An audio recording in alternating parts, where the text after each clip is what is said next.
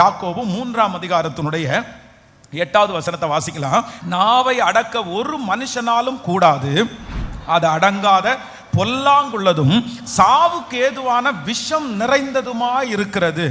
அதனாலே நாம் பிதாவாகிய தேவனை துதிக்கிறோம். தேவனுடைய சாயலின்படி உண்டாக்கப்பட்ட மனுஷரை அதனாலே சபிக்கிறோம். துதித்தலும் சபித்தலும் ஒரே வாயிலிருந்து புறப்படுகிறது. என் சகோதரரே, இப்படி ஆகாது. ஒரு ஊற்றிலிருந்து தித்திப்பும் கசப்புமான தண்ணீர் சுரக்குமா? என் சகோதரரே, அத்தி மரமும் ஒலிவ பழங்களையும் திராட்சை செடி அத்தி பழங்களையும் கொடுக்குமோ? அப்படியே உவப்பான நீரூற்று தித்திப்பான ஜலத்தை கொடுக்க மாட்டாதே. நல்லா கவனிச்சுங்க ஆண்டவருடைய பிள்ளைகளே, எல்லாரும் என்ன கவனமாய் கவனிங்கள். இந்த செய்தி ரொம்ப முக்கியமானது. எல்லாரும் இதற்காக நம்ம ஜெபிக்க போறோம். ஆண்டவர் இந்த இடத்துல என்ன எழுதி வைத்திருக்கிறாருன்னா, ஒரு தேவனுடைய பிள்ளையினுடைய வாயிலிருந்து என்ன வரக்கூடாதுன்னா, இந்த சபிக்கிற வார்த்தைகள் வரக்கூடாது. வேதம் சொல்லுகிறது, நீ யாரையுமே சபியாமலும். ஆண்டவர் நம்மிடத்துல என்ன எதிர்பார்க்கிறார்னா, மற்றவர்களை ஆசீர்வதிக்கிறதுக்கு தான் ஆண்டவர் எதிர்பார்க்கிறார். பிலேயாம் என்கிற ஒரு தீர்க்கதரிசி இருக்கிறான். அந்த தீர்க்கதரிசியை ஒரு ஊழியக்காரன் என்ன பண்ண, ஒரு ராஜா என்ன பண்றாருன்னா, இந்த ஜனங்களை எனக்காக சபிக்கிறதுக்காக கூட்டிட்டு போறான். உனக்கு நான் வீடு நிறைய ஆஸ்தி தரேன், நீ என்ன கேட்டாலும் நான் உனக்கு தரேன், நீ ஒண்ணு மட்டும் பண்ணணும். என்ன பண்ணணும்னா, இந்த ஜனத்தை எனக்காக நீங்க சபிக்கணும். நீ சபிச்சிட்டேன்னா அந்த சாபம் அவங்க தலை மேல போகும், அவ்வளவுதான். அந்த ஜனங்கள் ஒண்ணும் இல்லாம போவாங்க. அப்போ அந்த ஊழியக்காரன் ஆண்டவருடைய வார்த்தைக்கு கீழ்ப்படியாம சபிக்கிறதுக்காக கிளம்பிட்டான்.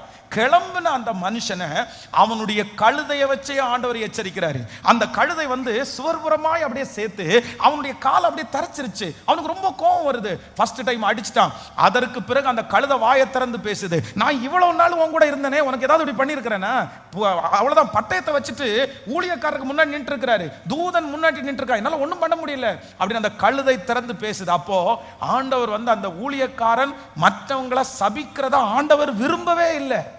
கத்தர் விரும்பல. கத்தர் தடுத்து நிறுத்துறாரு. இது எல்லாத்தையும் மிஞ்சி அந்த ஊழியக்காரன் போய் மேல நின்னுட்டு ஜனங்களை பார்த்து சபிக்கலான்னு வாயை திறக்கும் போது கத்தர் அங்கேயும் அனுமதிக்காம அவன் சாபமான வார்த்தையை வெளியில கொண்டு வரது வர. ஆனா கத்தர் அதை ஆசீர்வாதமாய் கத்தர் திரும்ப பண்ணினார். அப்போ ஆண்டவருடைய பிள்ளைகளே, நீங்களும் நானும் ஆராதிக்கிற தேவன் யாரையுமே சபிக்கிறதற்கு ஆண்டவர் விரும்பல. நம்ம வாயை திறந்து யாரையுமே சபிச்சிடக்கூடாது. நம்முடைய பிள்ளை சபிச்சிடக்கூடாது, கணவனார சபிச்சிடக்கூடாது, நம்முடைய வேலையை சபிச்சிடக்கூடாது, நம்முடைய வீட்டை சபிச்சிடக்கூடாது. நிறைய பேரு எங்க போனாலும் சாபம் மட்டும்தான் இருக்குது. பாருங்க, ஒரு வீட்டுல தண்ணி வரலைன்னா உடனே அந்த வீட்டை சபிக்கிறது. இப்படிதான் இந்த வீடு நாசமான வீடு, இந்த வீடு மோசமான வீடு, ஏதாவது ஒரு வார்த்தையை சொல்லி அதை சபிப்பாங்க. ஐயோ, நம்ம குடி இருக்கிறதாச்சு, வண்டி ஏதாவது ஒரு நாள் ஒரு ரிப்பேர் ஆச்சு பாருங்க, உடனே அந்த வண்டியை மேல நிறைய பேர் சாபம், கணவனார் மேல சாபம். பிள்ளைகளை அவ்வளவு கஷ்டப்பட்டு வளர்த்துவாங்க. பிள்ளைகளுக்கு பாடுபடுறது, பிள்ளைகளுக்காக உழைக்கிறது, சம்பாதிக்கிறது எல்லாம் எதுக்காகன்னா, அந்த பிள்ளைங்க நல்லா இருக்கிறதுக்காக தான் நம்ம பாடுபடுறோம். அந்த பிள்ளைங்க நல்லா வரணுன்றதுக்காக தான் நம்ம இவ்வளவு கஷ்டப்படுறோம். ஆனா எல்லாத்தையும் செஞ்சு முடிச்சிட்டு பிள்ளைங்க ஏதாவது ஒண்ணு கோவப்படுத்திட்டாங்கன்னா சிலர் அவ்வளவு சாபத்தை பிள்ளைங்க மேல கொட்டுறாங்க, அவ்வளவு வார்த்தைங்க. ஆனா நீங்க ரொம்ப கவனமா இருங்க.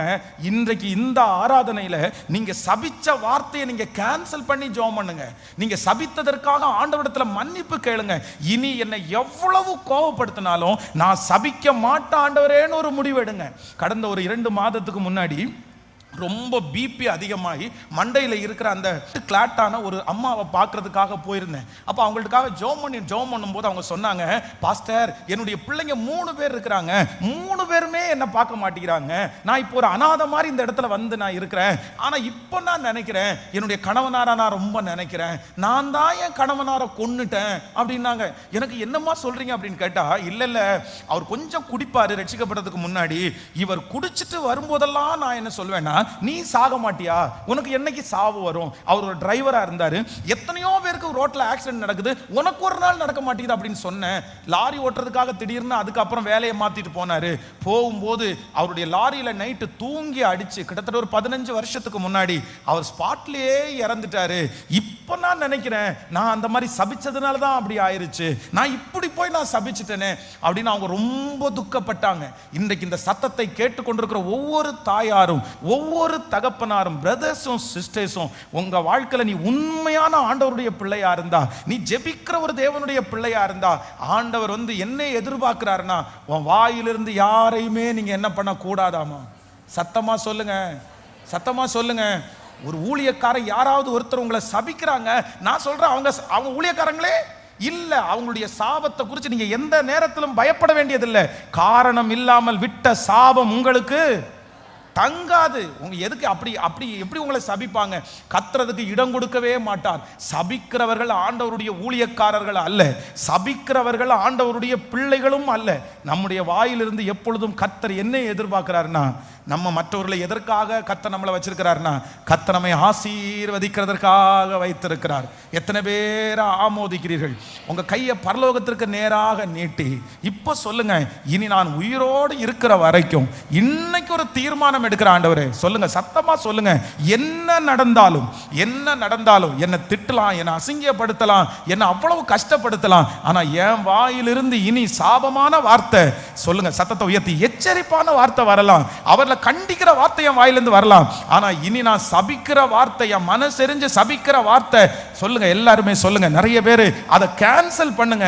என் பிள்ளைய நான் சபிச்சது தவறுதான் ஆண்டவரே, எங்க அம்மா அப்பாவை நான் சபிச்சது தவறுதான் ஆண்டவரே, என் கணவனாரை என் மனைவியை நான் சபிச்சது தவறுதான் ஆண்டவரே, கோபத்தின் மிகுதியினால நான் அப்படி செஞ்சுட்டேன், சூழ்நிலையினால நான் அப்படி செஞ்சுட்டேன், ஆனா நான் என்ன நிரூபிக்கிறதுக்கு நான் விரும்பல. இன்றைக்கு உடைய இரக்கத்தை நான் தேடுகிறேன், என்னுடைய பிள்ளையை நான் மனதார ஆசீர்வதிக்கிறேன். சத்தத்தை உயர்த்தி, இயேசுவே, இனி என்னுடைய வாழ்நாள் முழுக்க என்னுடைய வாயினால் ஒருவரையும் நான் இனி சபிக்க மாட்டேன். ஹல்லேலூயா. ஒரு ஊற்றிலிருந்து அது கசப்பான நீரும் தித்திப்பான நீரும் என்ன பண்ணாதாமா, வராதாமா. அவ்வளவு ஜெபம் பண்ணிட்டு, அவ்வளவு தூரம் உபவாசம் இருந்து ஜெபம் பண்ணிட்டு, பிள்ளைகளுக்கு பார்த்து செஞ்சு கொடுத்துட்டு, அதுக்கு மேல சாபத்தையும் நீங்க விதைச்சிட்டீங்கன்னா எப்படி உங்களுடைய குடும்ப வாழ்க்கை ஆசீர்வாதமா இருக்க முடியும்? அதான் ஒரு ஊழியக்காரர், அவர் வந்து பெரிய ஊழியக்காரர், நிறைய பேர் அவருடைய ஊழியத்தினால விடுதலையாக்கப்பட்டிருக்கிறார்கள். இந்த சம்பவம் உங்களுக்கு சொல்லியிருக்கேன்னு நினைக்கிறேன். அவர் புத்தகத்தில் எழுதும்போது எழுதுகிறார், ஒரு நாள் ஊழியத்திற்காக அவங்க மனைவியை கூப்பிடும் போது, அவங்க மனைவி எனக்கு ரொம்ப கால் வலிக்குது, என்னால் வர முடியல. எப்போ ஊழியத்துக்கு கூப்பிட்டாலும் அப்படிதான் சொல்லுவாங்களாம், எனக்கு கால் வலிக்குது. இவர் ஊழியம் முடிச்சுட்டு வந்து அந்த காலில் தைலம் எல்லாம் போட்டா அந்த நேரத்துக்கு நல்லா இருக்கும், அடுத்து திரும்ப வரும். அப்போ ஒரு நாள் இவருக்கு ரொம்ப கஷ்டமாயிடுச்சு. ஆண்டவரே, ஊர்ல இருக்கிற எத்தனையோ ஆயிரம் பேருக்கு நான் வந்து என் மூலமா நீங்க விடுதலை கொடுக்குறீங்க, அவங்களுடைய வியாதி சரியாகுது, ஆனா என் வீட்டில் இருக்கிற என் மனைவிக்கு இந்த வியாதி சரியாகலையே, என்ன ஆண்டவரே இப்படின்னு சொல்லி ஜெபம் பண்ணிட்டு இருக்கும்போது ஆண்டவர் சொன்னாராம், உன் மனைவி இடத்துல நீ கேளு, உன் மனைவி அவனுடைய காலை குறித்து என்ன பேசினாங்கன்னு கேளு அப்படின்னு சொன்னாராமா. உடனே அவன் மனைவியிட்ட பார்த்து சொன்னாராமா, நான் ஜெபம் பண்ணும்போது எனக்கு இந்த மாதிரி ஒரு உணர்த்துதல் வருது, நீ என்ன பேசின, உன் காலை குறித்து நீ ஏதாவது பேசினியான்னு சொல்லும்போது, அவங்க மேலை நாட்டிலே வாழ்கிறவர்கள், ஃபாரின்ல. அப்போ அந்த நாட்களில் வந்து இந்த ஸ்கூலுக்கு இன்னைக்கு போடுறது மாதிரி வந்து இந்த பாவாடை சட்டை போடுறது மாதிரி இந்த கால் முட்டி வரைக்கும் பார்த்தீங்க இருக்கும், முட்டிக்கு கீழே இருக்கிற கால் தெரியுமாமா. அன்னைக்கு இருக்கிற அந்த ஸ்டூடெண்ட் மத்தியிலே இந்த காலுக்கு கீழே தெரிகிறது, இந்த முட்டிக்கு கீழே இந்த காலை வந்து ரொம்ப சுத்தமாக அழகாக வச்சு ஒருத்தருக்கு ஒருத்தர் அதை பார்த்து வந்து சந்தோஷப்படுவாங்க. அப்படின்னா இவங்க கால் நல்லா இருக்குது, இவங்க கால் நல்லா இருக்குது. ஆனால் இவங்க கால் வந்து இவங்களுடைய உடம்பு, இவங்களுடைய முகம் நல்லா இருக்கும், ஆனால் கால் மட்டும் பார்க்குற அளவுக்கு ஒரு நல்ல தோரணையாக இருக்காதம்மா. எல்லாருமே இவங்களை பார்த்து சொத்த பிடிச்ச நகம், சொத்த பிடிச்ச கால் அப்படின்னு சொன்னதுனால தன்னுடைய கால் மேலே வெறுப்பு வந்து, எதுக்கு இந்த கால் இருக்கிறதுக்கு இல்லாம இருந்திருக்கலாம்ல, என்ன ஊனமா படைச்சிருக்கலாம்ல, டெய்லி அந்த காலை வந்து அவங்க திட்டிட்டே இருப்பாங்களாமா. கடைசியில் திருமணமாகி இந்த ஊழியத்துக்கு வரும்போது, நான் இந்த மாதிரி என் காலை திட்டி இருக்கிறேன், இந்த மாதிரி சொல்லியிருக்கேன்னு உடனே அந்த ஊழியக்காரர் சொன்னாராமா, முதல்ல அதை கேன்சல் பண்ணு, முதல்ல அதுக்கு மன்னிப்பு கேளு. அப்புறம் அவங்க சொன்னாங்களா, இயேசுவே, நான் தெரியாம நீங்க கொடுத்த அழகான காலை நான் இப்படி வந்து நான் வந்து சபிச்சிட்டேன், இல்லை எனக்கு அதை பிளஸ் பண்ணி கொடுங்க, எத்தனையோ கால் இல்லாதவங்க இருக்கிறாங்க, எனக்கு இவ்வளவு நல்ல காலை கொடுத்துருக்கிறீங்களே, எனக்கு அந்த உணர்வு இல்லாம போயிடுச்சுன்னு சொல்லி ஜெபித்ததற்கு பிறகு அவனுடைய கால்களிலே பரிபூரணமான சுகத்தை கொடுத்து அவரோடு திரும்ப ஊழியத்திற்கு போகிற அளவிற்கு கர்த்தர் பலப்படுத்தினாராமா. அப்போ ஆண்டவருடைய பிள்ளைகளே, நம்முடைய வாயிலிருந்து புறப்படுகிற சாபத்திற்கு அவ்வளவு பவர் இருக்குது, நம்முடைய வார்த்தைகளுக்கு அவ்வளவு பவர் இருக்குது. நீங்க சாதாரணமா நீங்க நினைச்சிடாதீங்க. ரொம்ப ரொம்ப கவனமா இருக்க வேண்டியது என்ன அப்படின்னு சொன்னா, என் வாயின் வார்த்தைகளிலே நான் கவனமா இருக்கணும். கைகளை அசைத்து ஒரு ஹல்லேலூயா. மிக மிக மிக மிக முக்கியமான ஒரு காரியத்தை நான் சொல்றேன். இதை நீங்க ரொம்ப ஞாபகம் வச்சுக்கணும். உங்களுக்கு எப்பெல்லாம் கோபம் வருதோ, உங்களை எப்பெல்லாம் கோபப்படுத்துறாங்களோ, அப்படி தொண்டை வரைக்கும் சபிக்கிறது மாதிரி வார்த்தை வந்துச்சுன்னா, உடனே இந்த 3 பாயிண்ட்ஸும் உங்களுக்கு ஞாபகம் வரணும். ஞாபகம் வந்த உடனே நீங்க சொல்லணும், நான் கண்டிப்பா என்ன பண்ண மாட்டேன், என் வாயினால நான் சபிக்க மாட்டேன்னு ஒரு தீர்மானம் எடுக்கணும். ஆமென். வாசிக்கலாம். முதலாவதாக ஒரு வசனத்தை வாசிக்கலாம். எண்ணாகமம் 11ஆம் அதிகாரத்தினுடைய 12வது வசனம். இவர்களுடைய பிதாக்களுக்கு நான் ஆணையிட்டு கொடுத்த தேசத்திற்கு நீ இவர்களை முலை உண்கிற பாலகனை தன் தகப்பன் சுமந்து கொண்டு போவது போல உன் மார்பிலே அணைத்து கொண்டு போ என்று நீர் என்னுடனே சொல்லும்படி இந்த ஜனங்களை எல்லாம் கற்பம் தரித்தேனோ, இவர்களை பெற்றது நானோ. நல்லா கவனிச்சுங்க ஆண்டவருடைய பிள்ளைகளே. இந்த வசனத்தை நீங்க முன்னாடி போய் நீங்க வாசிங்க. நீங்க முன்னாடியும் பின்னாடி வாசிக்கும் போது உங்களுக்கு புரியும். இந்த சாபம் என்கிறதுல 2 விதமான விஷயம் இருக்குது. ஒன்னு தண்டனை, இன்னொன்னு சாபம். ஒன்னு தண்டனை, இன்னொன்னு சாபம். இப்போ இஸ்ரவேல் ஜனங்கள் எல்லாரும் என்ன பண்றாங்க அப்படின்னா, ஆண்டவருக்கு விரோதமாய் அவர்கள் தவறு செஞ்சுட்டாங்க. இப்போ ஆண்டவர் என்ன பண்றாருன்னா, இவங்க எல்லாருக்கும் ஆண்டவர் ஒரு தண்டனை கொடுக்கிறார். என்ன தண்டனை கொடுக்கிறாருன்னா, நீங்க என் வார்த்தைக்கு கீழ்ப்படியல, அதனால நீங்க யாருமே கானான் தேசத்திற்கு நீங்க போக மாட்டீங்க. ஒவ்வொருத்தருடைய பிணங்களும் இங்கேயே விழும். நீங்க கானான் தேசத்துக்கு போகாம இந்த வனாந்தரத்துல எல்லாரும் மரிச்சிருவாங்க அப்படின்னு ஆண்டவர் வாக்கு கொடுக்கிறாரு. ஆனா இதுக்கு பேர் என்ன அப்படின்னா தண்டனை. இந்த தண்டனை அப்படின்றது எப்ப முடியும் அப்படின்னு சொன்னா, அவ்வளவுதான், அந்த ஜெனரேஷனோட முடியும், அந்த சூழ்நிலையோட முடியும், அந்த பிரச்சனையோட முடியும். நீங்க உங்க பிள்ளைகள் பாயிண்ட்ஸ், நீங்க உங்களுடைய பிள்ளைகளை நீங்க ஒருவேளை திட்டும் போது பாருங்களேன், அவங்களுக்கு தண்டனை கொடுக்குறீங்க அப்படின்னு சொன்னா, அவ்வளவுதான், ஒரு குச்சி எடுத்து அடிக்கிறீங்க, அவனுக்கு அந்த நேரத்தில் வலிக்குது, ஒரு 2 மணி நேரம் அந்த வலி இருக்குது, அதுக்கப்புறம் என்ன பாக்குது அப்படின்னா, அவ்வளவுதான், அந்த வலி மறக்குது, அதுக்கப்புறம் அவன் நம்மோட பேசுறான், நம்ம அவங்களோட பேசுறோம். நம்ம கொடுக்கிற தண்டனைகள் உடனே மாறிடும். ஆனா அதே நேரத்தில் எது மாறாது அப்படின்னு சொன்னா, சாபம் என்று சொல்லுகிற ஒன்று அது தலைமுறை தலைமுறையாய் தொடரும். தலைமுறை தலைமுறையாய் தொடரும். நீங்க சபிக்கிறதுக்கு முன்னாடி, உங்க பிள்ளைகளை சபிக்கிறதுக்கு முன்னாடி, மனைவியை சபிக்கிறதுக்கு முன்னாடி, கணவனை சபிக்கிறதுக்கு முன்னாடி, உங்களையே நீங்க சபிக்கிறதுக்கு முன்னாடி நீங்க ஒண்ணு மறந்துடக்கூடாது. உங்க வாயிலிருந்து புறப்படுகிற சாபம் ஒரு நாளோட நின்று போறதில்லை, ஒரு மணி நேரத்தோட நின்று போறதில்லை. அது எவ்வளவு தூரம் தொடரும் அப்படின்னு சொன்னா, கண்டினியூவா தலைமுறை தலைமுறையாய் தொடரும். தலைமுறை தலைமுறையாய் தொடரும். நீங்க இன்னைக்கு சபிக்கிற அந்த காரியம் எத்தனை நாள் வரைக்கும் அது கண்டினியூ ஆகுதுன்னு நம்ம சொல்ல முடியாது. எத்தனை வருஷம் வரைக்கும் அது கண்டினியூ ஆகும்னு சொல்ல முடியாது. அது தொடர்ந்துச்சு, ஆனால் உங்க கண்களிலிருந்து நன்மையை பெற்று நீங்கள் தீமையை பார்ப்பீர்கள். நீங்க இன்னொரு வசனத்தை கூட வாசிக்கலாம். 1 ராஜாக்களின் புஸ்தகம் 16ஆம் அதிகாரத்தினுடைய 34வது வசனத்தை வாசிக்கலாம். 34வது வசனம்.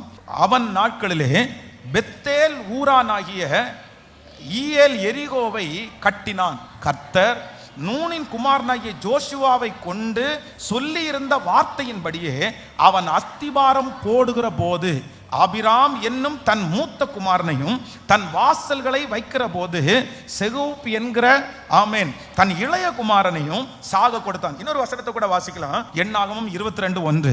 பின்பு இஸ்ரவேல் புத்திரர் பிரயாணம் பண்ணி எரிகோவின் கிட்ட இருக்கும் யோர்தானுக்கு இக்கரையிலே மோவாவின் சமனான வெளிகளிலே பாளையம் இறங்கினார்கள். இஸ்ரவேல் எமோரியருக்கு செய்த யாவையும் சிப்போரின் குமாரனாகிய பாலாக் கண்டான். வாசிங்க. ஜனங்கள் ஏராளமாய் இருந்தபடினால் மோவாப் மிகவும் பயந்து இஸ்ரவேல் புத்திரர் நிமித்தம் கலக்கம் அடைந்து மீதியானியரின் மூப்பரை நோக்கி, மாடு வெளியில் புல்லை மேய்கிறது போல இப்பொழுதும் இந்த கூட்டம் நம்மை சுற்றி இருக்கிற யாவையும் மேய்ந்து போடும் என்றான். அக்காலத்திலே சிப்போரின் குமாரனாகிய பாலாக் மோவாபியருக்கு ராஜாவா இருந்தான். இன்னொரு வசனத்தை கூட 24ஆம் அதிகாரம் எண்ணாகமும் 24ஆம் அதிகாரத்தினுடைய 2வது வசனத்தை வாசிக்கலாமா? 24 1-2 வாசிக்கலாம். 1-2 வாசிக்கலாம். இஸ்ரவேலை ஆசீர்வதிப்பதே கர்த்தருக்கு பிரியம் என்று பிலேயாம் கண்டபோது அவன் தான் முன்பு செய்து வந்தது போல நிமித்தம் பார்க்க போகாமல் வனாந்தரத்திற்கு நேராய் தன் முகத்தை திருப்பி தன் கண்களை ஏறெடுத்து இஸ்ரவேல் கோத்திரத்தின்படியே பாளையம் இறங்குறதை பார்த்தான். தேவ ஆவி அவன் மேல் வந்தது. ஆமென். கர்த்தருடைய பிள்ளைகளே, நம்ம வாசித்த இந்த வசனத்தை எல்லாம் ஒன்றொன்றாய் நீங்கள் தியானிக்கும் போது வேதம் என்ன சொல்லுதுன்னா, ஃபர்ஸ்ட் வந்து எரிகோ கோட்டையை குறித்து நம்ம வாசிச்சோம். அப்படின்னா இந்த தேவனுடைய மனுஷனாகிய இது மோசே இறந்ததற்கு பிறகு ஜோஷுவாவுடைய கையில கொடுக்கப்படுகிறது. இந்த ஜோஷுவா தன்னுடைய பதவி ஏற்ற உடனே, தான் வந்த உடனே வந்து பாத்தீங்க அப்படின்னு சொன்னா, அந்த ஜனங்கள் மத்தியில வந்து நீங்க இன்னொரு டைம் கூட இந்த வசனத்தை வாசிக்கலாமே. நீங்கள் 1 ராஜாக்களின் புஸ்தகம் 16ஆம் அதிகாரம் 34வது வசனத்தை வாசிக்கலாம். 1 ராஜாக்கள் 16:34. அந்நாட்களிலே பெத்தேல் ஊரானாகிய இலியேல் எரிகோவை கட்டினான். கர்த்தர் நூனின் குமாரனாகிய யோசுவாவை கொண்டு சொல்லி இருந்த வார்த்தையின்படியே.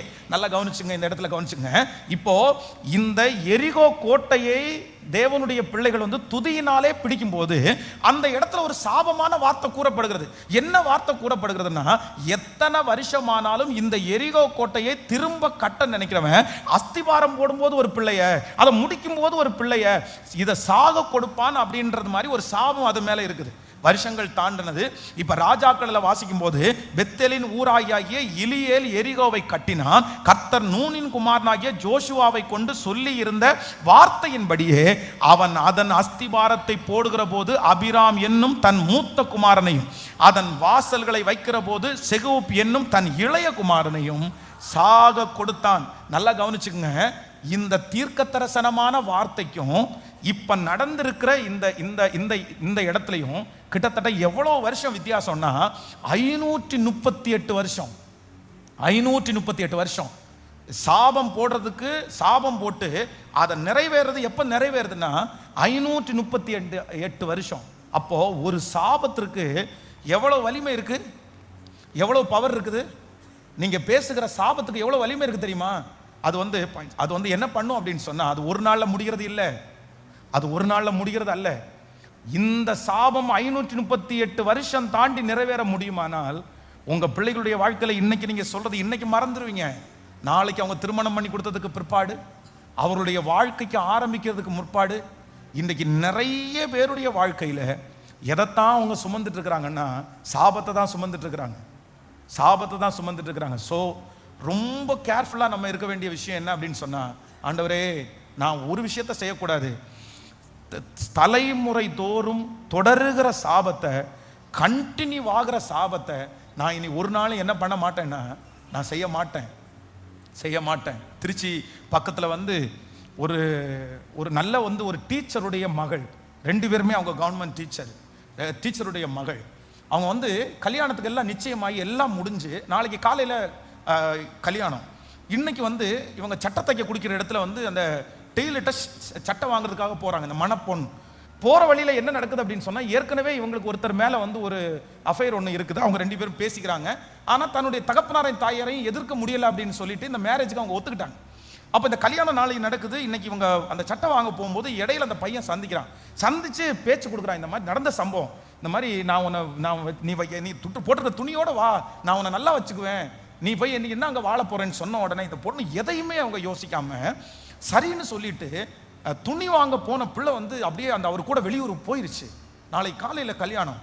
பிள்ளைய தேடுறாங்க, எங்கேயுமே கண்டுபிடிக்க முடியல. தெரிஞ்சிருச்சு அவங்களுக்கு, அவ்வளோதான் இவ போயிட்டான்னு தெரிஞ்சிருச்சு. இந்த சூழ்நிலையை கேட்ட உடனே அவங்க அப்பாவுக்கு வந்து ஒரு பக்கம் ஸ்ட்ரோக் வந்து அப்படியே அந்த இடத்துல விழுந்துட்டாரு. கல்யாண வீடு வந்து ஒரு பெரிய துக்கமான வீடா மாறிடுச்சு. அங்க மாப்பிள்ளை வீட்டுல இருந்து வந்து இப்படி எங்களை அவமானப்படுத்திட்டீங்களே, இத்தனை லட்சம் ரூபாய் யார் உங்களுக்கு தருவா, எங்களுக்கு இவ்வளவு நஷ்டமாயிருச்சு, எல்லா சொந்தக்காரங்களும் வச்சிருந்தாங்க. அப்படியே அவ்வளவு குடும்பமே அப்படியே கொலாப்ஸ் ஆயிடுச்சு. அவ்வளவுதான், விழுந்தவர் படுத்த படுக்கையா போயிட்டாரு. இந்த அம்மாவும் அதனால ரொம்ப ஸ்ட்ரெஸ் ஆயிட்டாங்க. இவங்க வந்து அந்த எழும்ப முடியாம அவரை படுக்கையிலே படுத்து ஒரு 2 வருஷத்துல அவரும் இறந்து போயிட்டாங்க, அப்பாவும் இறந்து போயிட்டாரு. இந்த பொண்ணு வந்துச்சு, தன்னுடைய கணவனாரோட வாழ்ந்தாங்க, நல்ல சந்தோஷமா வாழ்ந்தாங்க. இவங்களுக்கு ஒரு பொண்ணு ஒரு பையனும் பிறக்கிறாங்க. இந்த பொண்ணு இப்போ வந்து 10th முடிச்சுட்டு +1 +2 வந்து 2 வந்து ஒரு பெரிய ஸ்கூல்ல தூரத்தில் ஜாயின் பண்ணணும். அப்போ இவங்க தேடும் போது ஒரு ஆட்டோ டிரைவரை தேடுறாங்க.